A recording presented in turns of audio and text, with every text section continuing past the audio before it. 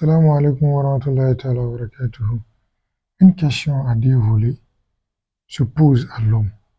Sa volonté ou la volonté de Dieu? Son image ou l'image de Dieu? À cette question, notre élément de réponse est la suivante. La volonté de Dieu nous a été dictée par des prophètes et dont le dernier est le prophète Mohammed alayhi salam. L'image est ce que nous avons de nous-mêmes et qui doit pouvoir refléter ce que nous voulons faire. Alors, en termes de volonté, il y a une question que je pose. Par rapport à la volonté que Dieu nous donne, ou Dieu nous fait injonction dans les livres saints, est-ce elle qu'il faut manifester et pourquoi n'arrivons-nous pas à la manifester comme il se doit? Parce que tout simplement, on n'a pas la bonne image qu'il faut. Tantôt, je disais que l'image est quelque chose d'essentiel parce que pour qu'on comprenne un nom, il va falloir joindre à ce nom-là une image.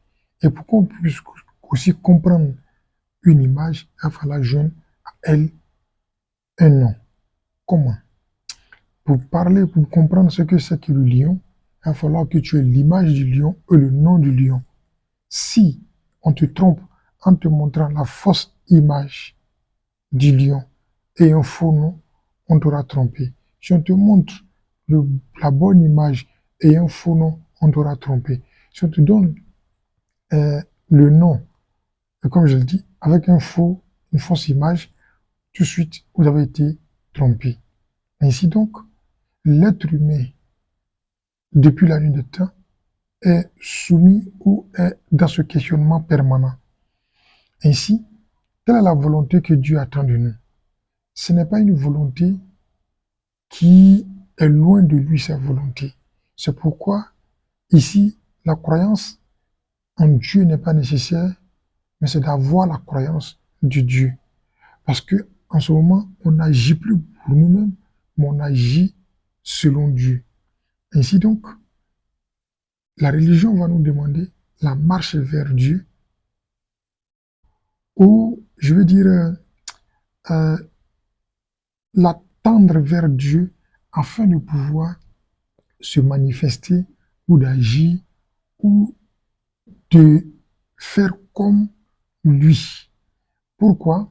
Parce qu'il dit, mon serviteur ne cesse de se rapprocher de moi après les obligatoires que par des surrogatoires jusqu'à ce que je le devienne. Quand je le deviens, je deviens sa main avec lequel il frappe, son bras avec lequel, son pied avec lequel il se déplace, ainsi de suite. Pour dire quoi?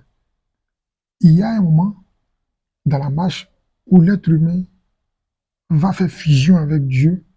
En ce moment-là, il n'aura plus de volonté et ses volontés vont devenir la volonté divine. Et donc, cette question nécessite, puisque Dieu va nous dire dans le Coran, c'est moi et mes anges qui prions sur vous afin de vous guider, vous sortir des ténèbres, vous envoyer à la lumière. Au-delà de cela, il va nous dire aussi que accourez vers moi, tafiru ilallah, accourez vers moi. Donc, aller vers Dieu est une nécessité. Si on comprend bien, donc dans toutes les injonctions ou dans tout ce qui nous est demandé, c'est d'aller vers Dieu. Et à la rencontre de Dieu, on fera un avec lui. Et en ce moment-là, on n'aura pas à vouloir en dehors de la volonté de Dieu. Ainsi donc, si nous voulons agir dans notre volonté pour faire la volonté de Dieu, cela sera difficile parce qu'on ne pourra pas. Parce que toute œuvre humaine n'est pas parfaite. Et si toute œuvre humaine n'est pas parfaite, alors on ne peut pas partir de notre volonté pour pouvoir manifester la volonté de Dieu ou ce que Dieu attend de nous. Et si nous voulons véritablement manifester ce que Dieu attend de nous, l'essentiel serait d'abord de avoir la volonté d'aller vers lui afin de faire un avec lui pour que sa volonté se manifeste entièrement. Qu'Allah donne la bonne compréhension. Salam alaikum.